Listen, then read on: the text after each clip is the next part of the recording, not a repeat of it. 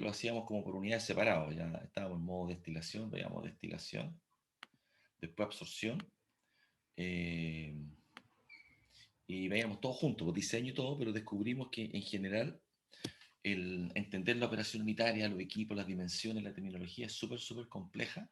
Así que separamos, hicimos una suerte de secuencia de cosas. Primero le hablamos, bueno, por qué estamos haciendo transferencia de materia, cuáles son los tarros.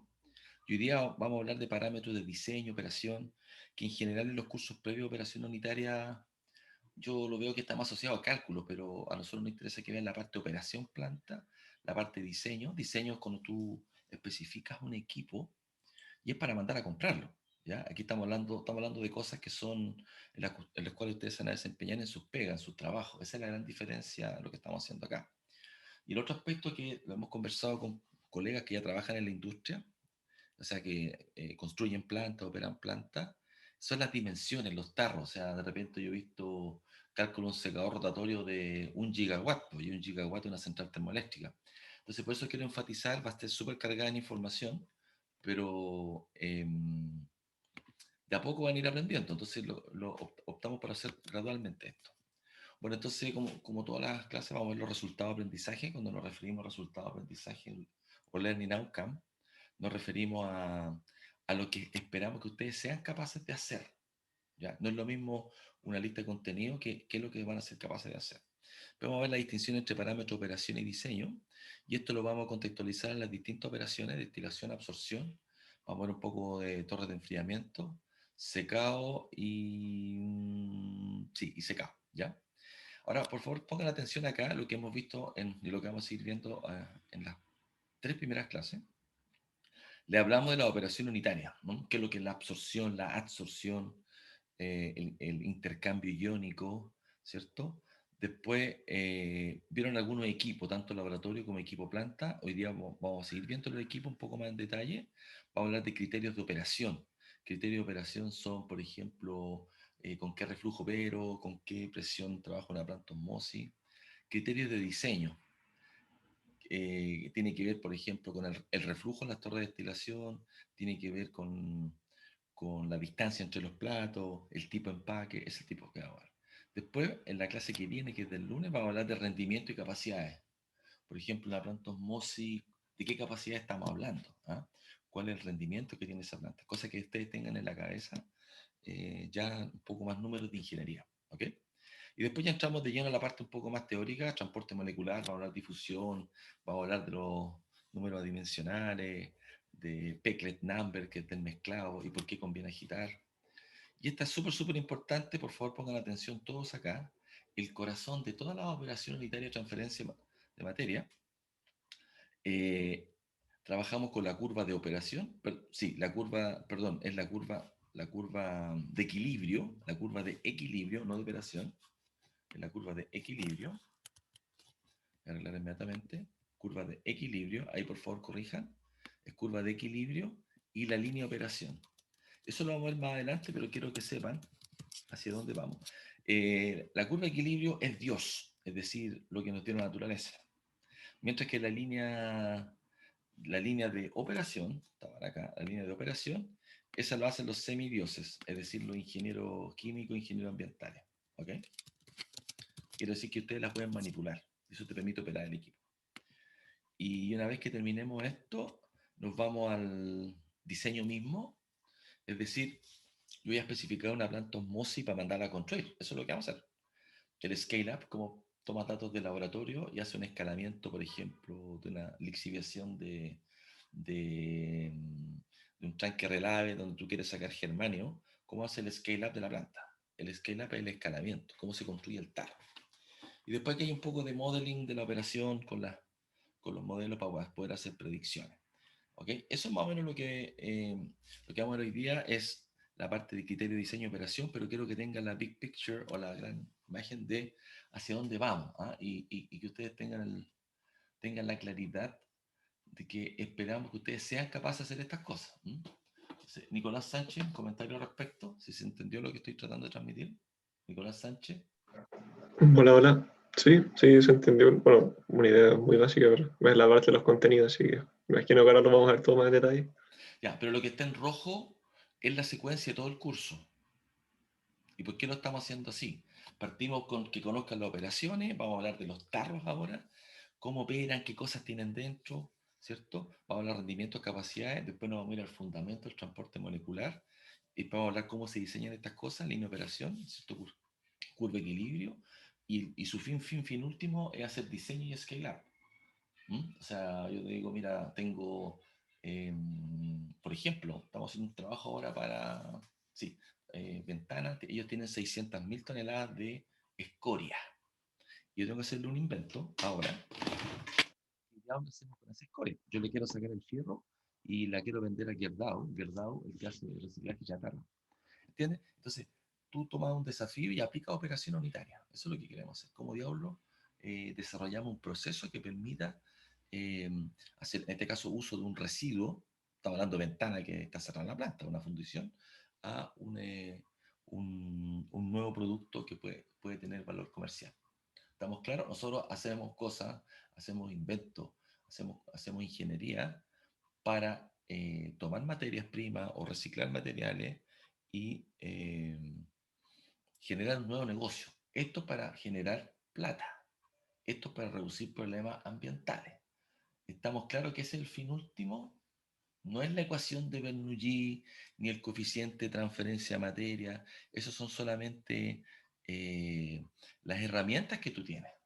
¿Estamos claros, no, Francesca? Sí, profesor.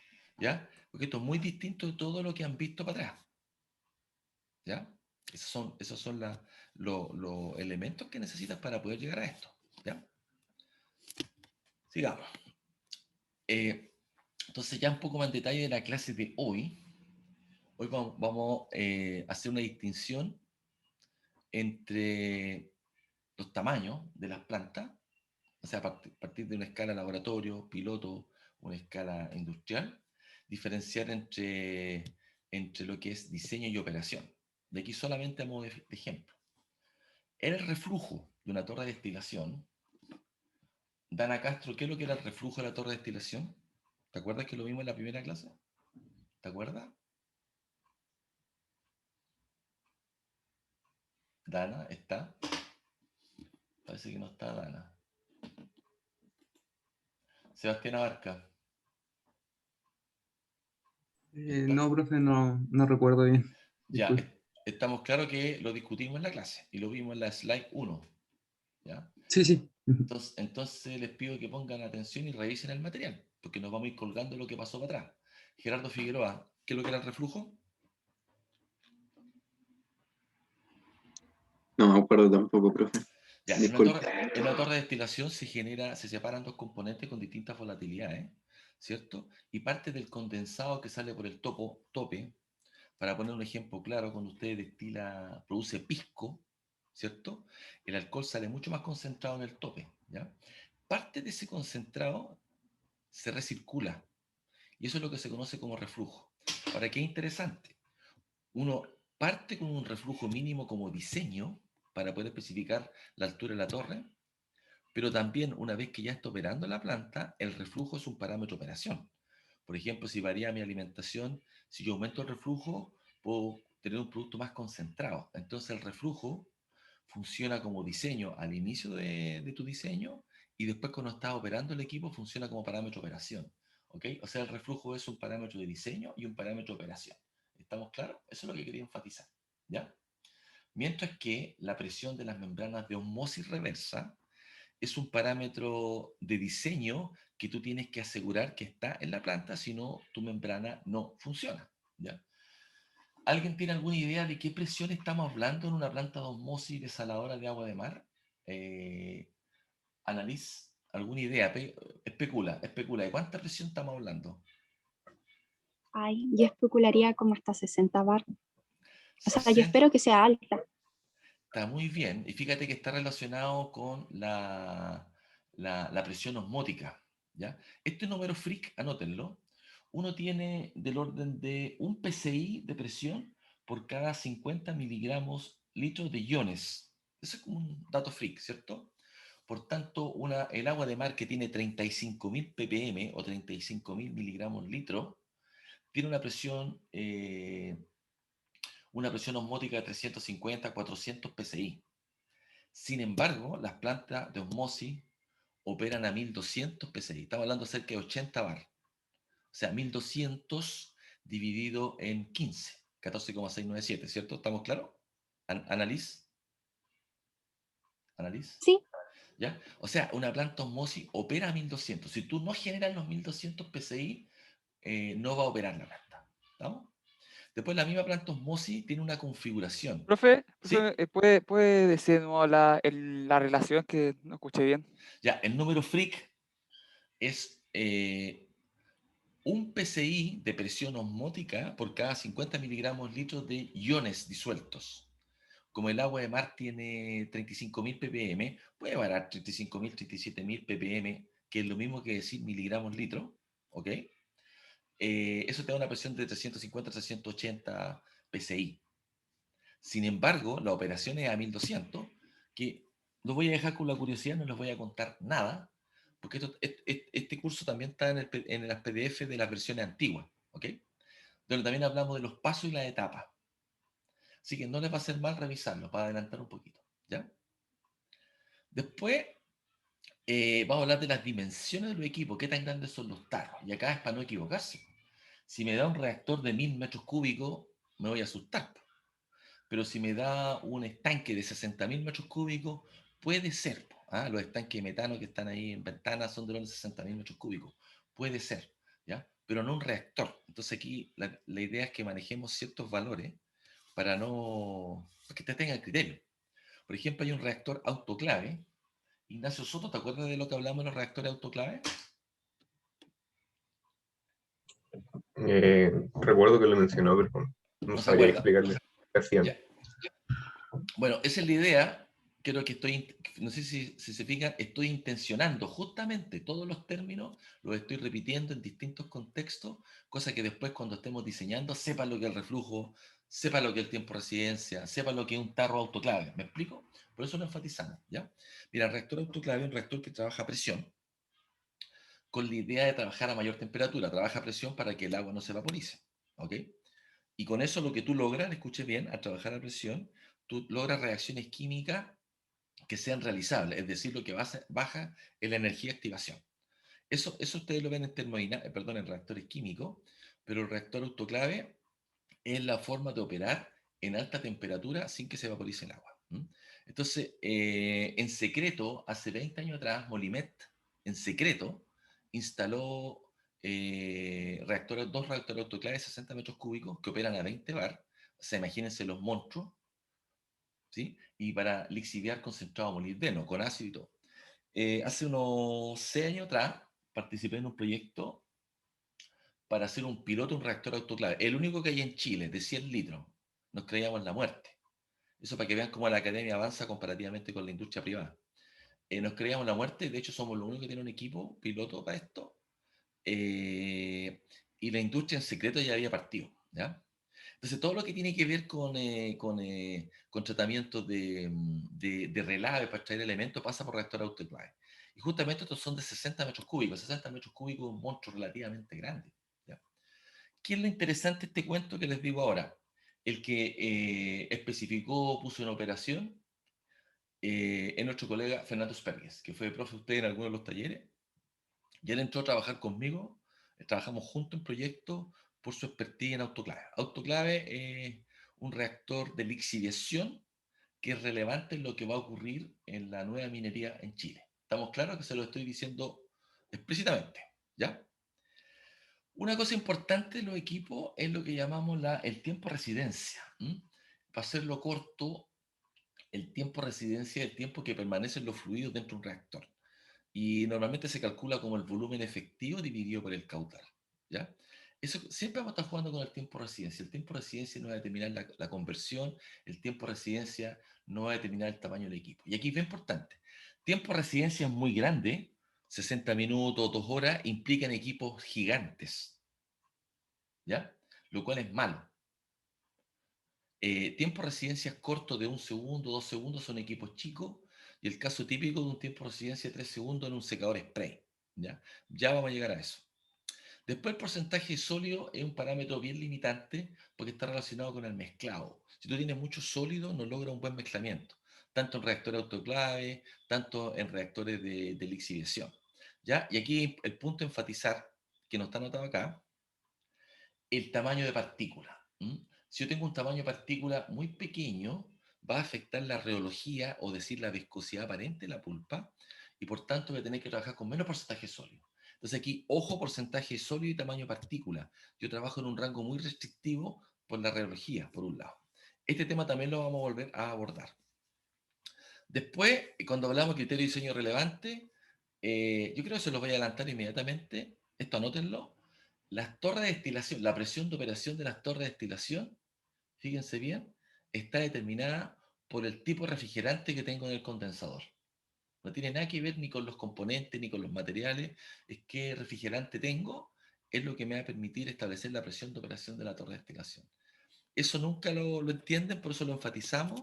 Es una cosa que tengan clarito cuando lleguen a los cursos de diseño de proceso o los cursos de proyecto. ¿Ya? Después, los aspectos operacionales. Profe, Sí, ¿lo podría repetir, por favor? Sí, por favor.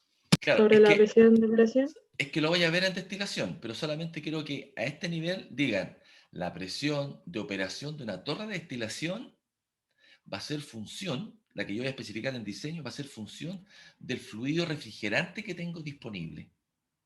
Yo sé que todavía no les cuadra, ¿ya? Pero yo les voy a explicar por qué. Y eso nunca lo saben, porque no aparece en los libros, ¿ya? Pasemos al otro aspecto, que a los aspectos operacionales. Cuando hablamos de un absorbedor, es decir, cuando pongo en contacto una corriente de gas con un líquido, hay una cosa súper freak que ocurre con las plantas de ácido sulfúrico. Ya, normalmente la razón gas líquido es 1:1, 2:1, o sea, tengo dos unidades másicas por unidad de tiempo con una unidad másica de líquido. Normalmente la razón gas líquido puede ser 3, puede ser 5, pero te sienta algo muy extraño. Y eso ocurre porque la absorción del SO3 en el ácido sulfúrico es una reacción tremendamente exotérmica. Si yo pusiera una razón 1:1, la reacción de absorción, el calor de absorción del SO3 en el ácido sulfúrico, vaporizaría el ácido sulfúrico, por un lado. Por otro lado, mover ácido sulfúrico al 98% es súper viscoso. Es como una miel fluida, ¿ya? Entonces, lo que les quiero decir que no necesariamente la teoría me va a establecer la razón gas líquido, sino también la práctica operacional y otros factores como calor de mezclado o la viscosidad del fluido. No sé si me entienden hacia dónde los quiero llevar. Los parámetros de operación no solo dependen de la operación que quiero hacer de la transferencia de materia de la teoría, sino también de cada componente. Y estos datos freak yo se los voy a ir dando, ¿ya? ¿Estamos? Nico Salazar, ¿cachaste? Sí, profe, sí, se entendió. ¿Ya? Obviamente ustedes van a revisar el video y todo el cuento, pero yo sé que es mucha información, pero ustedes de a poco lo van a ir digiriendo, ¿ok? Y van a ir conectando los puntos cuando lleguemos a los equipos. Después, cuando hablamos de los aspectos fenomenológicos, yo les voy a hablar del Reynolds de mezclado, que tiene que ver con la velocidad de agitación, con los RPM, con el tipo de impeller que tienen un mezclador, y eso lo vamos a ver en la sección de los mezcladores. Hay otro parámetro importante que uno ve en materia, que es el espesor de película. Mientras la película sea más delgada en un absorbedor gas líquido, es mejor para la transferencia de materia. Por eso, lo que usamos son unos empaques súper especiales que también los vamos a ver. Entonces hay unos empaques súper marcianos que aseguran tener un espesor de película delgado y mucha superficie de contacto. Recuerden que en la transferencia de materia queremos tener un gran gradiente de concentración para que se muevan las moléculas, queremos tener una gran área de transferencia, una película muy delgada y gran mezclamiento. Eso que yo le estoy hablando se llama ingenierización. Tú transformas materiales para poder tener una velocidad de transferencia súper grande.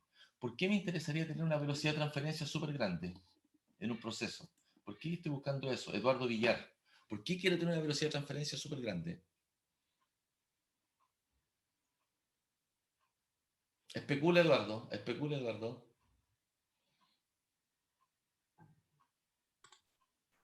No se me ocurre, profe, para optimizarlo. Ya, optimizar es un término muy genérico que no dice nada. Po. Es como si tú me dijeras, es para que funcione mejor. O sea, pero a eso iba, que mientras más rápido sea, puedo producir más. Ahí estamos hablando como ingeniero. Bien. Puedes producir más. ¿Cuál es la ventaja de esto? Si yo tengo un proceso que es muy rápido, necesito poquito tiempo para operar. ¿Me vais siguiendo? Y si tengo poquito tiempo para operar, el tiempo de residencia es chico. Y si el tiempo de residencia es chico, mi tarro es pequeño, mi equipo es pequeño. Y si es pequeño, es más barato. ¿Me explico bien o no?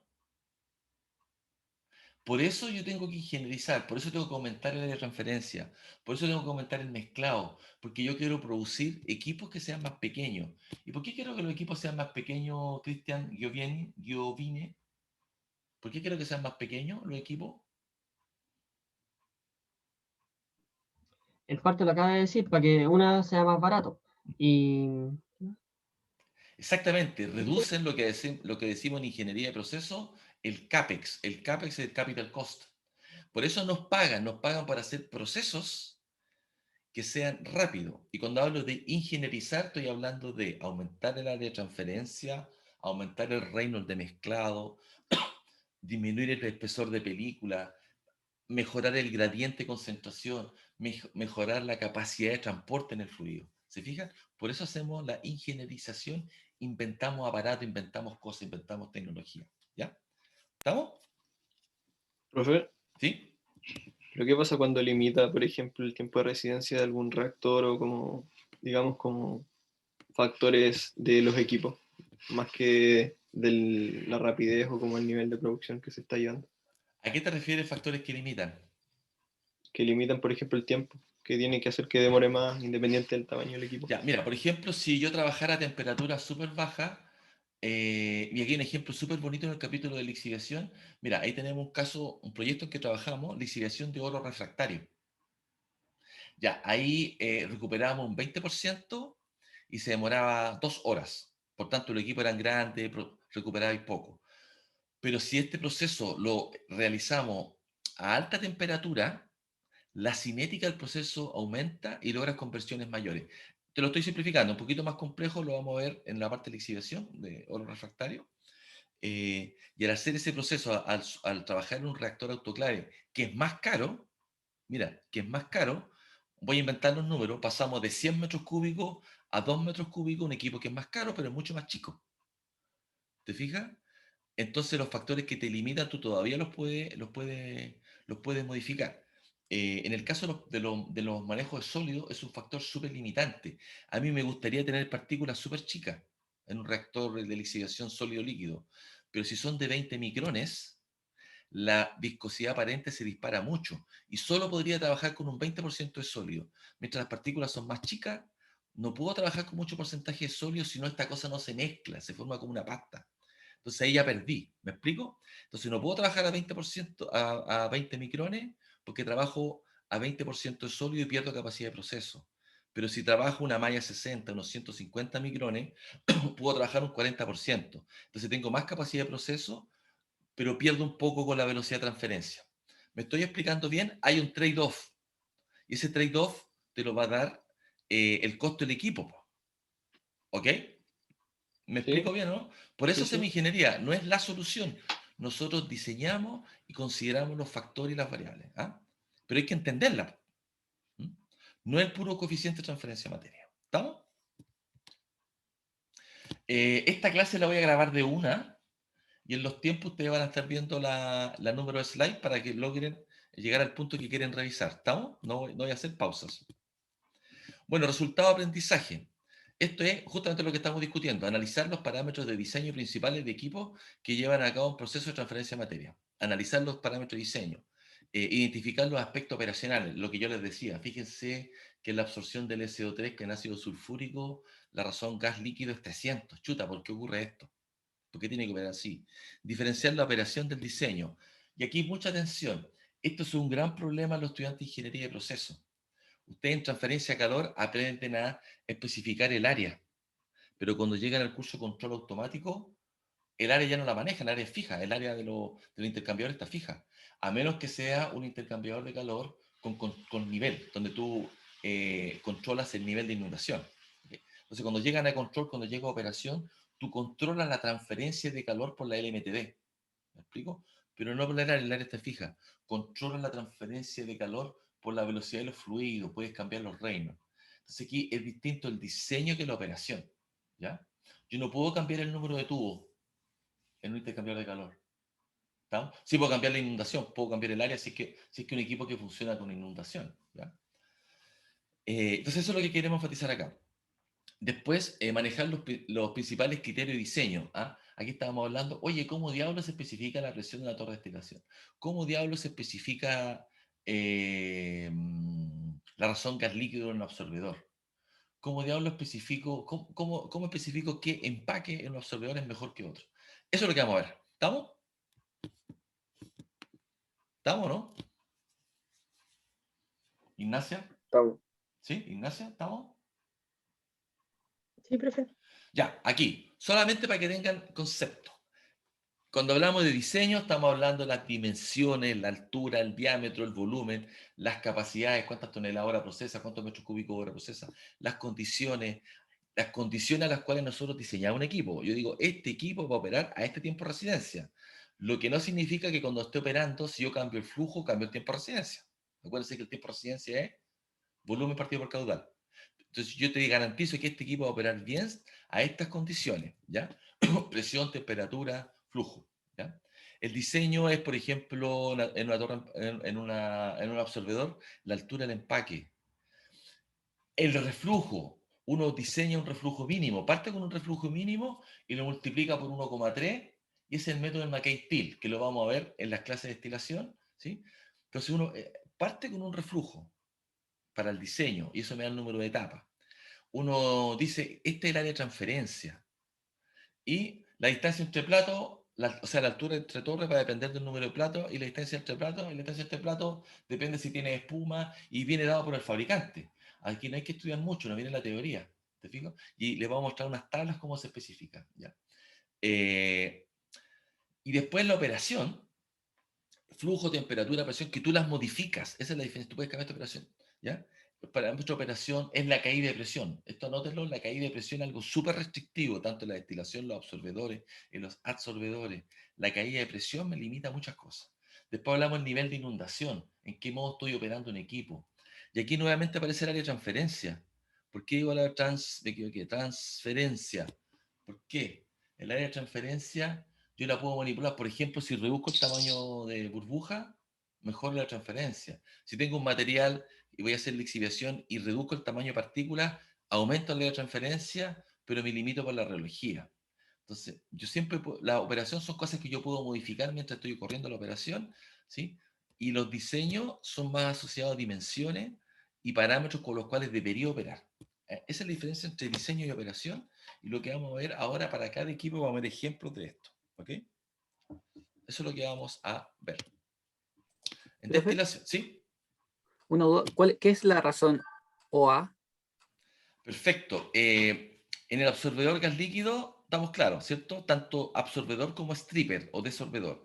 Este orgánico acuoso en extracción por solvente se ocupa el SX, orgánico acuoso, ¿ya? Normalmente, mira, para que te haga una idea, el orgánico acuoso, en caso del cobre, es 1 a 1. ¿Sí? Si tiro 100 metros cúbicos orgánico, tengo que tener 100 metros cúbicos acuoso, ¿ya? Les digo inmediatamente, esta razón gas líquido y razón orgánico acuoso va a corresponder a lo que vamos a llamar más adelante la línea de operación. Acuérdense de esto, la línea de operación. ¿Ya? Bueno, estamos claros que en una torre de destilación uno tiene el reflujo, que es un parámetro de diseño cuando uno parte, pero después se convierte en un parámetro de operación para modificar la composición de tope. Mientras más reflujo, más concentrado tengo en el tope. ¿Ya? Si bajo reflujo, aumento la capacidad, pero menos concentración tengo. ¿Ya?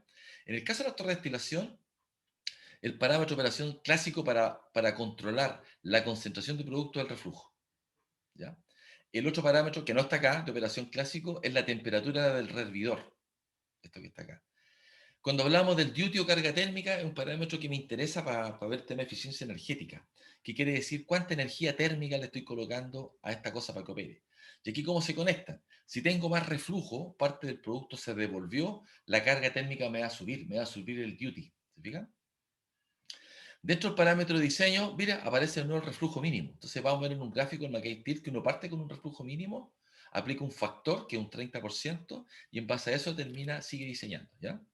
El parámetro de diseño es la altura de la torre, número de etapas de equilibrio en realidad, y dependiendo de la distancia entre etapas, saben la altura de la torre. Si les sale una torre de 200 metros es porque están muy equivocados, se cometieron un error muy grande. 50 metros es la altura razonable. ¿Podría ser más grande en teoría? Sí, pero aquí me empiezo a limitar por razones estructurales. ¿Ya? Una torre de 50 metros todavía es muy grande. En una zona sísmica como en Chile, nos complicaríamos en hacerla. Pero el diseño mecánico te da.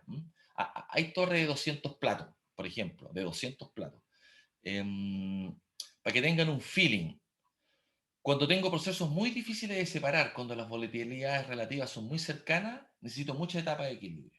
Cuando las volatilidades relativas son muy diferentes, necesito menos etapas de equilibrio. Ese es como el concepto, más etapas de equilibrio cuando es difícil de separar un producto. ¿Ok? Criterio de operación. ¿Por qué ¿Sí? ¿Cuál es la distancia aproximada entre cada plato? 0,5, más adelante creo que lo coloco. No, pero en el curso de destilación aparece, pero depende, si tiene espuma, si tiene alta caída de presión, pero estamos hablando de 20 centímetros, 40 centímetros, ese es el rango, ¿ya? Pero depende de qué es lo que tienes, ¿ya? Hay unas tablas que te dicen, porque por ejemplo, si una columna presurizada es menor distancia, ¿ya? Pero es del orden de 20 a 40 centímetros. Criterio para la operación, para la presión de operación. Yo le decía que es la temperatura del sistema de enfriamiento que tengo. Por ejemplo, si mi planta opera con un enfriamiento, con torres de enfriamiento, donde sabemos que la torre de enfriamiento va a estar entre la temperatura de bulbo húmedo del sistema, del ambiente, y 40 grados, o sea, yo podría tener un condensador operando a unos 20 grados o 30 grados. Y si eso lo tengo unos 5 puntos más abajo para que la cosa condense, yo tengo que buscar, escuchen bien, tengo que buscar una presión de vapor para que mi condensado, mi producto, condense a 25 grados. Si tengo, por ejemplo, alcohol, yo tengo que buscar la presión de vapor tengo que buscar la presión de vapor del alcohol a 25 grados. Y esa es la presión a la que opera la torre. Por ejemplo, si estuviera separando butanol de propanol, si estuviera separando butanol de propanol, la presión de vapor a 25 grados, voy a inventar 200 psi. Por tanto, la torre de destilación opera a 200 psi. Pero si dispongo de un fluido refrigerante, como por ejemplo nitrógeno criogénico a menos 170 grados, y me la arreglo a operar con eso. Y estoy destilando butano de propano. Fíjense que para destilar butano y propano a esa temperatura tan fría, la presión del vapor del butano propano dentro de la torre, estoy hablando siempre dentro de la torre, voy a inventar, va a ser de 10 psi. Por tanto, una torre que está refrigerada con un fluido refrigerante como el nitrógeno, opera a mucho menos presión, ¿cierto?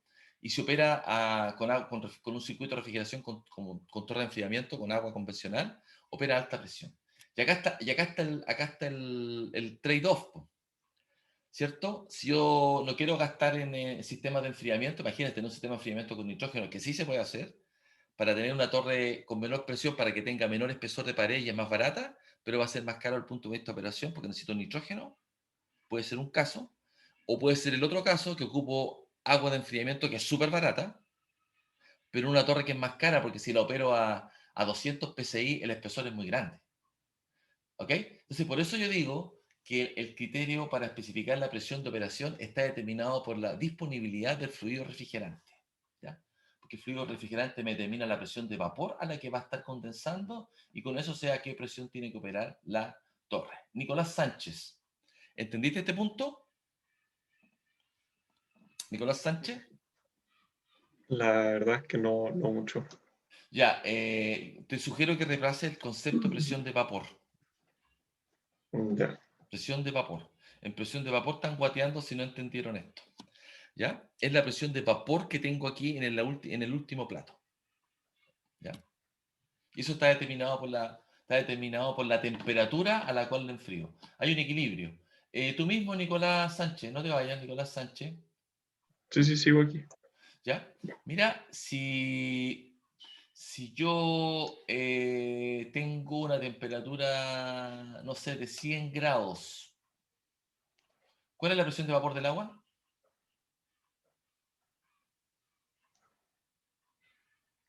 Sí, ya.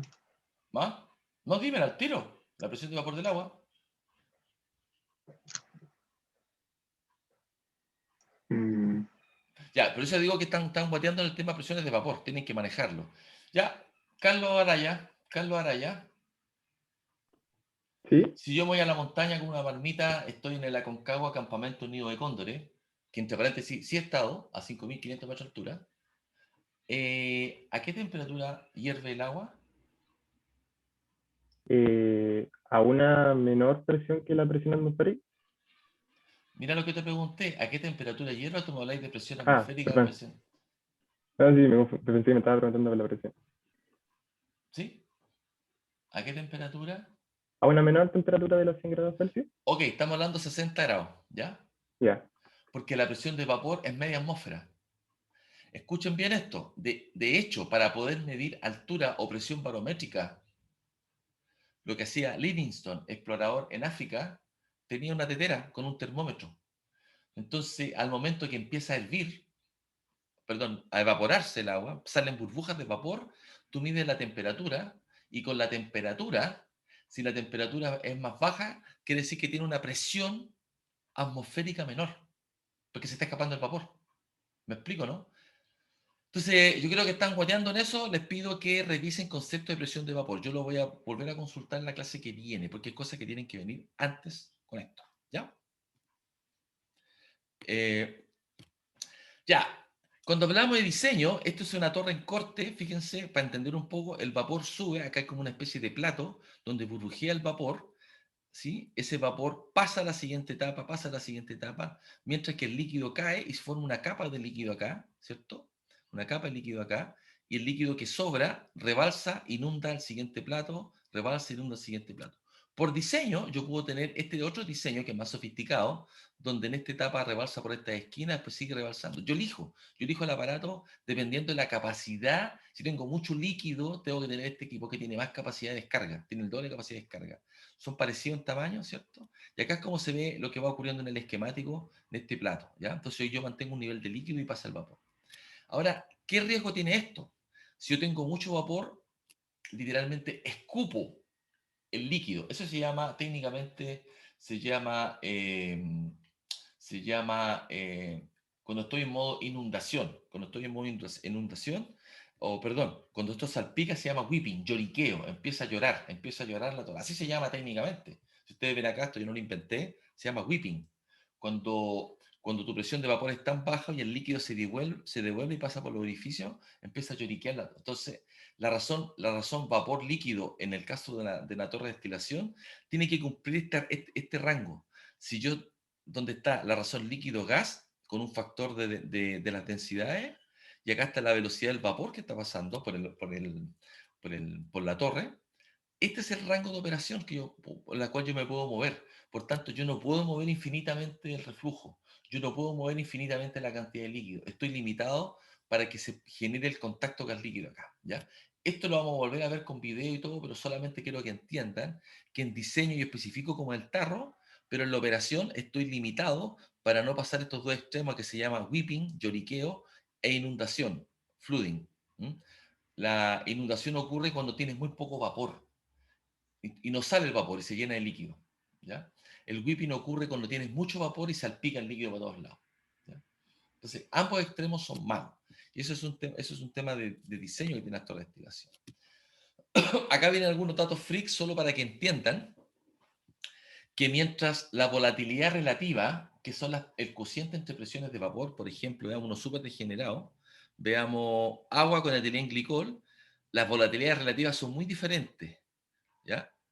Si yo hago el cociente, es 80, y eso me da una torre de 16 etapas o platos. Si tengo una volatilidad relativa muy pequeña, quiere decir que son muy parecidas a las presiones de vapor. Si son muy parecidas a las presiones de vapor, me cuesta separarlo, el número de platos es 130. Eso es lo que yo les explicaba hace un rato. ¿Ah? Mientras más difícil es separar los componentes, en el caso de la destilación, si son muy cercanos, necesito muchas etapas de equilibrio. Esta torre es grande. Comparen 130 con 16, ¿me explico? Ahora obviamente depende de la viscosidad del fluido, o sea, no es, pero en general, cuando tengo alta volatilidad, por ejemplo, tengo una volatilidad alta, pero igual tengo problemas, igual son 50 etapas, igual son altos, ¿ya? Profe, ¿Sí? ¿las etapas se miden entre platos? Las etapas, ¿O las etapas de equilibrio? las etapas son el número de platos que tú tienes físicamente, no es la altura, son el número de platos. Y eso se determina por un método que vamos a ver que se llama el McKay-Till. Tu diseño te va a decir, mira, para que esta separación ocurra, va a tener 33 etapas. Y eso después lo vamos a simular en programas como el ChemSep y el Aspen.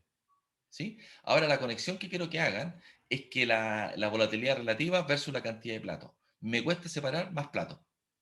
Y además acá tengo estas presiones. ¿Por qué tengo por qué opero distintas presiones? ¿De quién depende la presión? La presión de operación de la torre. Eduardo Villar. ¿Por qué tengo distintas presiones? ¿Por qué, por ejemplo, para separar el propileno del propano estoy trabajando a 280 psi? ¿Qué está pasando? ¿Qué pasó acá? ¿Por qué tan alta la presión? Eduardo Villar, ¿estás en la clase? Sí. Sí, profe, es que estaba Ah, pensando. Eduarda, perdón, dice Eduarda. Sí, Ya, sí. Eduarda. ¿Por qué tan alta presión? Ni idea. O sea, había mencionado que dependía del refrigerante, Muy bien. pero ¿Y qué refrigerante se te ocurre que estás usando acá para esta operación? ahí no. Yo le hablé de dos Ni idea, casos profe. nomás, pero yo le hablé solamente de dos casos. Y le hablé de la separación propano-butano, le hablé de dos casos. ¿Qué refrigerante tú tienes en una planta como servicio normalmente? ¿Cuál es el refrigerante más convencional así en la vida en una planta de proceso? ¿Agua? Agua, po. Agua. ¿Y cuál es el rango de temperatura de esa agua? De enfriamiento. No sé, profe. Mínimo, mínimo temperatura de bulbo húmedo más unos 2 grados. ¿Cuál sería el máximo para operar con un agua de enfriamiento? Cristian, Giovine, ¿cuál sería la temperatura máxima? Unos 40 grados para evitar que precipiten los carbonatos. Excelente. Le voy a contar a la Adriana Ortiz que lo hizo muy bien. ¿Ya? Excelente. Entonces yo sé dónde estoy parado, yo sé los rangos de temperatura. Entonces lo que tendría que buscar, fíjense, cuál es la presión de vapor del propanol a 30 grados, por ejemplo. Y me va a dar 280 psi. ¿Cacharon? Ahora, ¿qué pasaría, Alejandro Zambra, si te digo, ¿sabes qué? Estoy conectado con una planta criogénica y tienes nitrógeno a menos 170 grados. ¿Qué pasaría como refrigerante? ¿Qué pasaría con la presión de operación de esta torre? Nitrógeno a menos 170. ¿Cómo? Obviamente, ¿Sí? no, de nuevo, que No, explícame tú, pues, si te estoy preguntando a ti. ¿Qué pasaría con la presión de ya operación de la torre? con la versión, obviamente va a variar, pero es que no recuerdo a cuánto trabaja Pero atmosféricamente el especula, nitrógeno. po, pero especula. Estoy trabajando con un fluido, estáis trabajando con un fluido de 30 grados Celsius y ahora te pasé un fluido refrigerante a menos 170. ¿Qué va a pasar con la presión de Eh, operación de la torre? Según yo, debería disminuir. ¿Cuánto? La verdad, bastante, porque la temperatura varía ¿Lineal, bastante. lineal o exponencial? Eh, yo creo que exponencial. ¿Por qué? No sé, hice haciendo la asimilación con el agua, pues, que el agua varía casi 40 grados Celsius por medio Ya, ATM. hay una pregunta más fundamental. Oye, y aquí no se sientan porque yo los pillo en las cosas que deberían saber y no manejan. ¿Ah? O sea, qué bueno que las encuentre ahora para que no se les olvide. Así que no se sientan mal si yo les digo que hay cosas que tienen que manejar y los mando a estudiar, porque deben saberlas, ¿ya? Mira, la respuesta técnica, Alejandro, es porque la relación entre temperatura y presión de vapor es exponencial, la ecuación de Clausius-Clapeyron, ¿te acordaste o no? Entonces Sí, decir, así sí, es. po. O sea, debería decir así, interiormente cambia más que la cresta, weón. Si tú cambiáis 5 grados, es cualquier cantidad en presión de vapor, ¿te fijas? Muere un poquito la temperatura. Entonces, no sé si estoy siendo súper claro que yo quiero que conectemos todas las wifas que aprendieron por termodinámica, en calor y todo. Aquí están sonados, aquí estamos integrando todo. Y así van a aprender mejor todo lo que están usando, con una base técnica, ¿ya? Todavía lo encuentro muy light, ¿ya? Sigamos. Esta tablita quedó más o menos claro, ¿no? Después viene acá la razón entre reflujo mínimo y reflujo máximo. Creo que no se los voy a explicar. Me voy a centrar solamente en destacar dos cosas. Voy a destacar dos cosas. Volatilidad relativa y cantidad de platos, presión de operación y temperatura. Los reflujos me los voy a saltar por ahora, ¿ya? ¿Estamos? Profe, ¿Sí? profe, ¿Sí? ¿Te escucho? una duda Dale. que me surge. Si hay presiones típicas de operación, ¿significa que para cada tipo de destilación van a haber como fluidos típicos refrigerantes que se van a ocupar? No, al O- revés. Es así. Tú decís, ¿qué fluido tengo disponible? Porque también yo podría tener una corriente intermedia de otra cosa. Suponte que tú tienes un condensado que viene de otro proceso y está a -40. Estoy inventando. Ah, pero yo tengo disponible para usarlo como refrigerante. Tiene que ver con la integración energética. ¿Cachai? Pero eso cuando ya diseñé la planta, pero quiero que entiendan el concepto de fluido refrigerante disponible. Y ese fluido refrigerante disponible también podría ser un producto que tú estés dando vuelta. Por eso hacemos ingeniería de proceso, po. Integramos cosas. Los ingenieros químicos, los ingenieros ambientales de la Santa María, no los ingenieros ambientales de otras universidades que están más orientados a gestión. La ingeniería ambiental de la Santa María está más orientada a procesos. Por eso enfatizamos harto en esto, por eso podemos hacer mejora, por eso diseñamos procesos, por eso podemos inventar procesos, porque integramos cosas. ¿Van cachando la película, no? Sí, profe. ¿Ya? Perfecto. Profe, Absorción, ¿sí? ¿Te escucho? pregunta respecto a la disponibilidad de fluido refrigerante. ¿Qué pasa si se diseña una planta para cierto tipo de fluido y van apareciendo mejoras y como mayor calidad en los fluidos refrigerantes? Los ¿Como que ingenieros, se tiene que rearmar o cambiar el los ingenieros de diseño? proceso, los ingenieros de proceso fueron fuleros. No hicieron diseño de proceso en la Santa María. Te estoy hablando en serio. Y uno lo ve eso en planta. Mira, una colega que trabaja en planta, ha hecho hartas plantas, se encuentra con cosas súper estúpidas que se pudieron haber mejorado en la ingeniería. Normalmente, mira, tú partís con la ingeniería conceptual, la ingeniería básica, y después llegáis a la ingeniería de detalle y te devuelves. Tienes varias iteraciones, ¿ya? Donde haces justamente optimización de esto, ¿ya? Esas son las etapas. Por eso hace simulación, por eso ocupas Aspen. Y el mismo Aspen te dice, acá puede hacer integración energética. Y se te van ocurriendo cosas. ¿Me explico, no? Por eso sí, es ingeniería lo que estamos haciendo. Tú partes con una cosa sin integrar nada, después integras.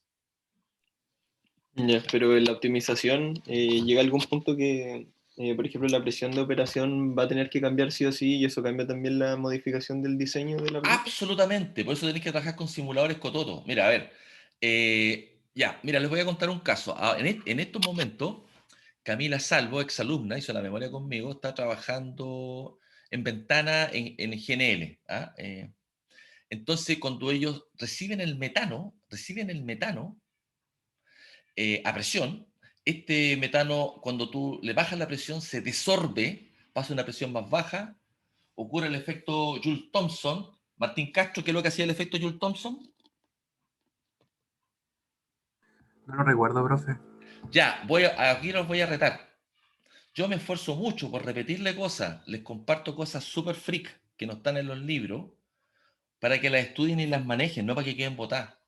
¿Quién se acuerda de lo que hablamos del efecto Joule-Thomson?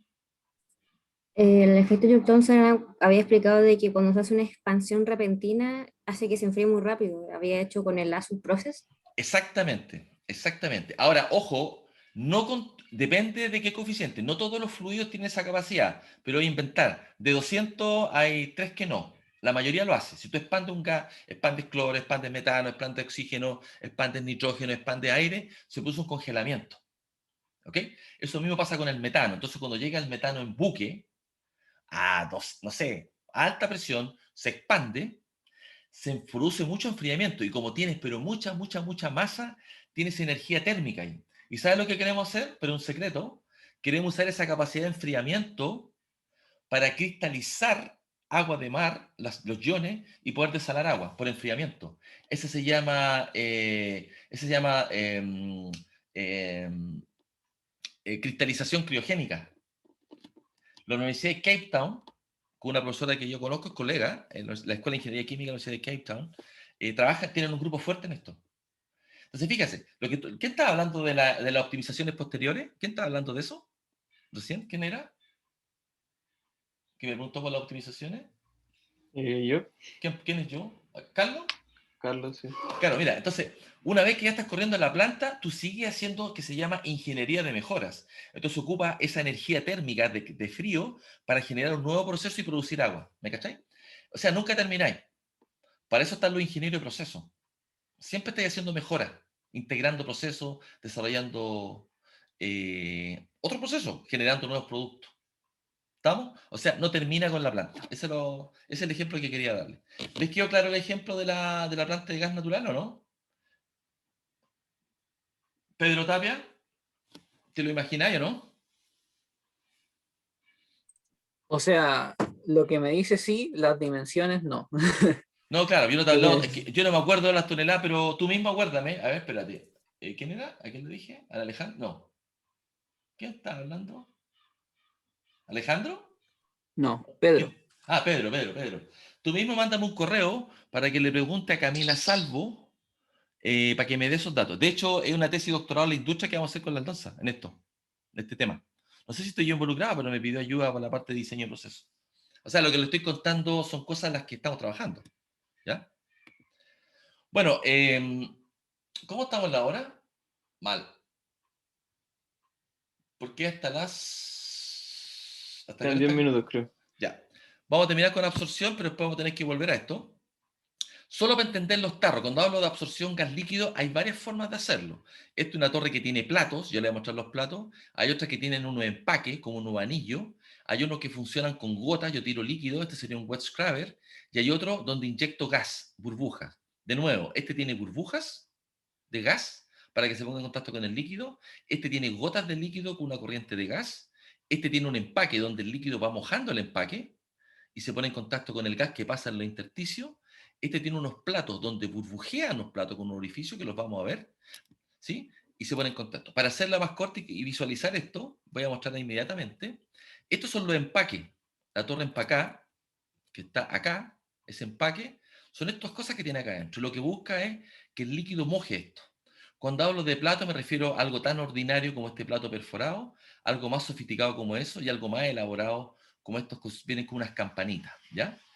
Cuando hablo de empaque, cuando hablo de este empaque, puede ser un empaque aleatorio como esto que yo le acabo de indicar o un empaque estructurado. ¿Y cuál es el objetivo? Siempre poner en contacto el gas con el líquido. O sea, acá están los platos, está el empaque. Esto es un aspersor que genera gota y esto es una columna de burbujeo. ¿Ok? Dentro de estas cosas hay un tema súper interesante que son las plantas de ácido sulfúrico.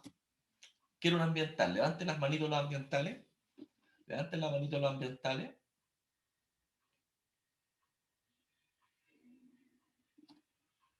La manito los ambientales, no los veo los ambientales. Levanten la manito. Ahí está, perfecto. Le voy a preguntar a... Dominica le pregunté. Millatri. La clase pasada. Ya te pregunto acá. Oye, Millatri, ¿cómo trata Tú estás claro que el 2000... Chuta, se me olvidó. Creo que el 2010 por ahí apareció un decreto para todas las fundiciones en Chile, donde pidieron reducir las emisiones de SO2 y arsénico. ¿Estás claro con eso, no? El profe me está hablando a mí, soy Millatray. Millatray. ¿Estás clara con la regulación de un decreto supremo que apareció para todas las fundiciones en Chile? Para regular las emisiones de CO2 y arsénico. Más o menos, pero sí tengo la conciencia de que hay bastantes, ¿cómo se dice?, reglamentos respecto a las partículas que se pueden emitir. Ya, no es partícula, no va por ese lado, va por el SO2, que es un gas, y el arsénico generado. Pero no por la partícula de otra legislación. Entonces, ¿qué es lo que pasó? Las fundiciones producían mucho CO2 que entra en contacto con la atmósfera, genera ácido sulfúrico, el ácido sulfúrico genera lluvia ácida y tenemos toda la problemática en ventana. Grave, sonamos. Entonces el Ministerio del Medio Ambiente dijo ya, a partir de ahora tienen que cumplir esta especificación. Porque las plantas de fundición generan ese CO2 va a una planta donde reacciona químicamente el diagrama está, yo creo que es súper importante, por eso pedí a los ambientales que levantaran la mano. Es súper importante el tema manejo de gases de fundición, porque hay una regulación nueva y no la están cumpliendo. ¿Ya? Así que vamos Claro, a seguir. igual se tiene que tomar en cuenta las condiciones del clima de la zona, porque no se puede llegar y poner ciertos lugares donde, no sé, la presión o las condiciones atmosféricas hacen que la nube de contaminantes que se produce arriba baje por ciertos lugares y se produzca estos episodios de contaminación atmosférica como en Puchuncaví y Ventanas, que pasó hace un tiempo. Pero es que lo que pasa es que eso no hicieron las modificaciones que les pidieron. El teniente, al circuito que yo les voy a mostrar, pero los voy a hacer en corto. Mira, el SO2 que sale de fundición, que tiene que estar entre un 10 y 16% en volumen de SO2, va a unos reactores catalíticos, donde el SO2, bueno, pasa por la cachada de lavadores de gas, un montón de cosas, pasa por material particular, precipitador electrostático, es una cosa bien compleja, y después va a ser un reactor catalítico de pentóxido de vanadio, donde en 3 etapas pasáis de SO2 a SO3. Ahora, este SO3 se pone en contacto con ácido sulfúrico al 98% en una torre de absorción. Escuchen, una torre de absorción. Y esa torre de absorción opera a una razón gas líquido de 300, por las razones que le indicaba de los calores de reacción que son muy altos. Eso funciona bien, pero igual tienen gases fugitivos. Entonces les pidieron agregar una torre de adsorción a los gases de cola, que se llaman. Los gases de cola, de hecho les voy a mostrar inmediatamente, para que esté conectado con lo que estamos hablando. Esa es la planta típica, donde tú generas el SO2, ya sea quemando azufre para producir ácido sulfúrico, o en este caso estamos hablando de la fundición. Esto entra este reactor catalítico, se genera el SO3, ese SO3 se absorbe con agua, con ácido sulfúrico seco. Este MU water, quiere decir make-up water, que es el agua de reposición, ¿sí? Y después pasa a otra etapa, pasa a 2 absorbedores, y acá está el problema.